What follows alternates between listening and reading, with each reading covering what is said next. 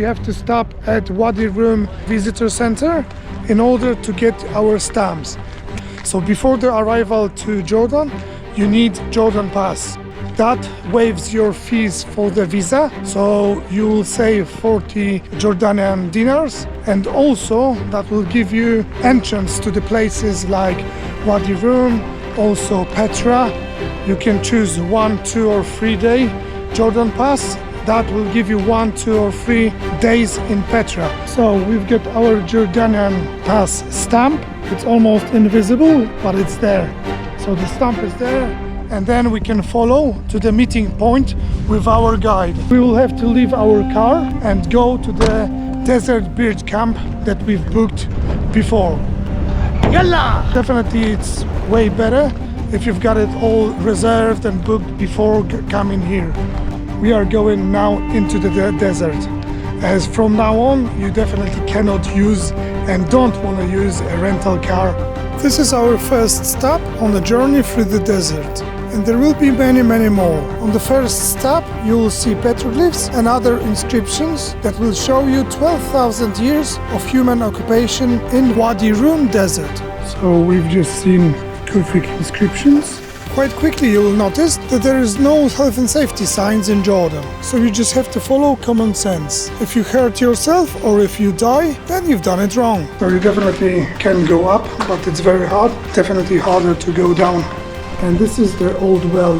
They don't use it anymore because now there's plenty of water. They've made it better for the tourists. They've put the stones inside just in order to keep it more safe, so no one falls into the well.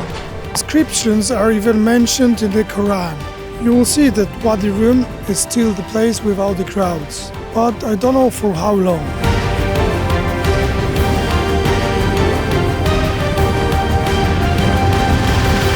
Tak, żeby się nie spierdzielić. This narrow passage is definitely narrow. Quite tricky, fortunately. Quite similar to actually Arches National Park. So our camp is just right there. Let me get a close-up from a different camera. The white desert, it's over there on the other side. So we're going to the big arch.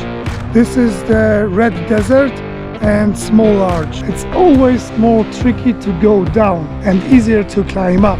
So visiting here definitely involves a bit of climbing and a bit of, if you're afraid of heights, it will be challenging to go over the arch for sure.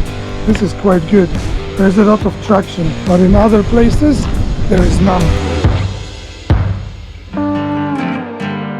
The climb is a bit tricky, but definitely worth going to the top. And you've got the view of the people beneath walking up or down, and Kasia is just waiting there. We will be going back now and going into another place. So you have to be careful, because there is a long way down. As you can see, the car pretty small, so you don't want to fall. So definitely not the easiest terrain to climb, and we're walking back. Do you want to see the magic trick? Yes. I show you magic hand. Whoa. Amazing.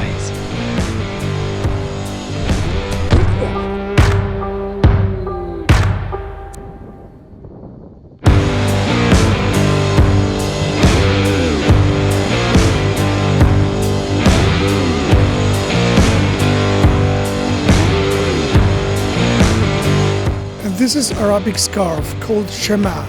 Fortunately, we were shown how to put it on.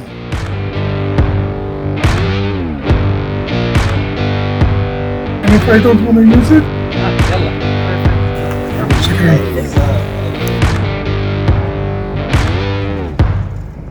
before Bedouin dinner, we've had something to keep us going.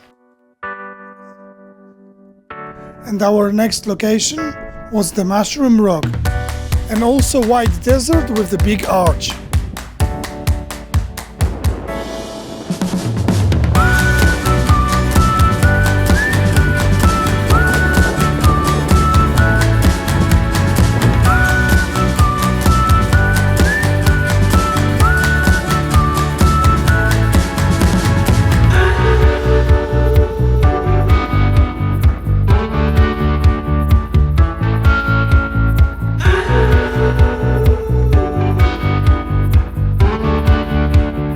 also slightly more extraordinary canyon, as it starts with the sand and then you go up. It's quite wide at the beginning and then it narrows down and you have to climb up. The driver left us at the entrance of it and we'll meet him at the exit. Kasia, up and away. Take your toys. So definitely it reminds me Arches National Park in USA. As you've got arches, you've got balanced rock. Also here, just so it was in USA.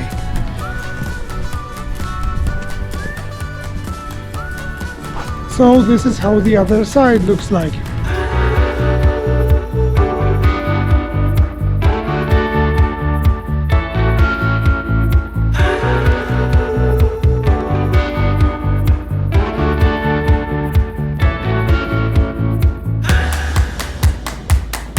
Success! Biggest arch.